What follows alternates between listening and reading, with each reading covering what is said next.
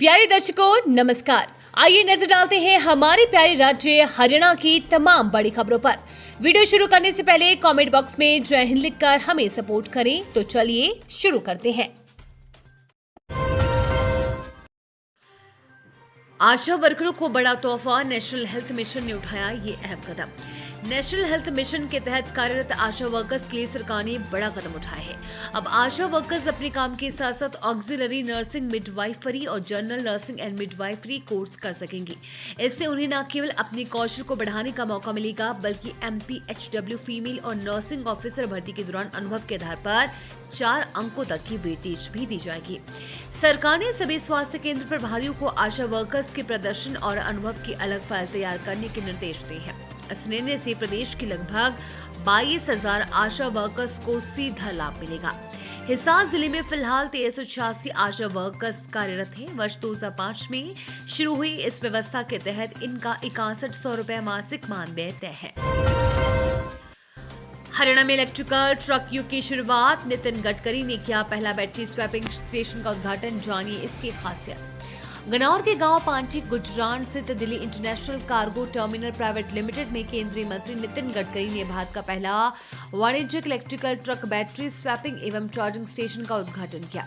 इस दौरान जिले के बीजेपी नेता भी कार्यक्रम में मौजूद रहे। इस दौरान उन्होंने मंच से कहा कि वो दिन दूर नहीं जब भारत हवाई ईंधन बनाने में नंबर 1 होगा। उन्होंने कहा कि भारतीय अर्थव्यवस्था विश्व की तीसरी अर्थव्यवस्था है। हमारी लॉजिस्टिक कॉस्ट चीनी से दोगुनी है। हमारी सरकार ईंधन में बदलाव करने जा रही है। सरकारी बायोफ्यूल में बदलाव कर रही है। साथ ही में नितिन गडकरी ने किसानों को आह्वान किया है कि वो पराली जलाने की जगह उसका प्रयोग करना चाहिए, ताकि वो ईंधन बनाने में इसका प्रयोग किया जा सके और किसान इससे आर्थिक मजबूत हो सके। उन्होंने कहा कि मैं एक किसान हूँ, किसान अब ईंधन दाता होगा। पराली से भी अब ईंधन बनाने का काम हो रहा है। महाराष्ट्र में नागपुर और जबलपुर रोड भी पराली से बनाया जा रहा है। हमारे देश में 50 लाख टन पराली का काम बिट Q1 बनाया जा रहा है। बायो इथेनॉल से चलने वाली गाड़ी से यहाँ आया हूँ और वो उससे चलती है, उससे प्रदूषण कम हो रहा है। कृषि यंत्रों में भी अब इसका इंजन बनने जा रहा है। फ्लेक्स से इंजन बनाने का काम कंपनियां काम कर रही हैं। उन्होंने कहा कि EV से चलने वाली वाहन अब तेजी से मार्केट में आ रहे हैं। हमारे देश में पराली जलाने से प्रदूषण होता है। हरियाणा में इन बच्चों को हर महीने मिलेंगे 1850। सरकार का बड़ा फैसला। हरियाणा सरकार की ओर से असहाय बच्चों के लिए पेंशन योजना शुरू की गई है। योजना के तहत जिन बच्चों की आयु 21 वर्ष से कम है और जिनके परिवार की सालाना आय 2 लाख रुपए से कम है, उन बच्चों को प्रति माह 1850 रुपए की पेंशन दी जाएगी। अगर किसी असहाय बच्चे को इस योजना का लाभ उठाना है तो इस स्टेप का पालन करें।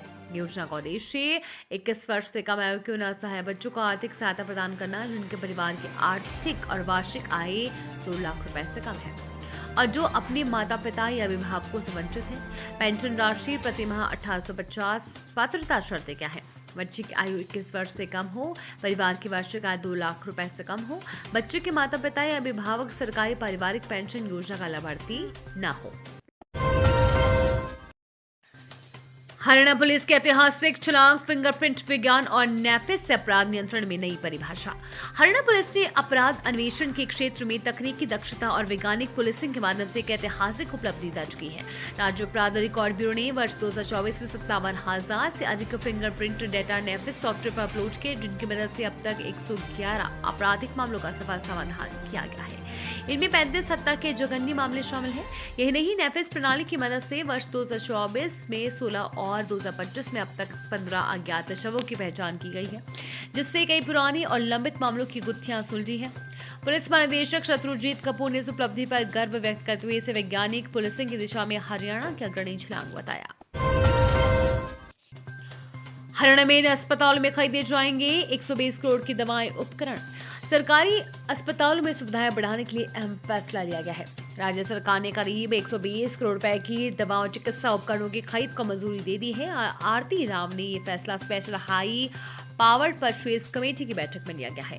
स्वास्थ्य मंत्री आरती सिंह राव ने बताया कि सरकार का लक्ष्य है प्रदेश के हर नागरिक को सस्ती, सुलभ और गुणवत्तापूर्ण स्वास्थ्य सेवाएं उपलब्ध करवाना है। उन्होंने कहा कि नई खरीद से गरीब और जरूरतमंद मरीजों को बड़ी राहत मिलेगी और इलाज की गुणवत्ता में सुधार आएगा।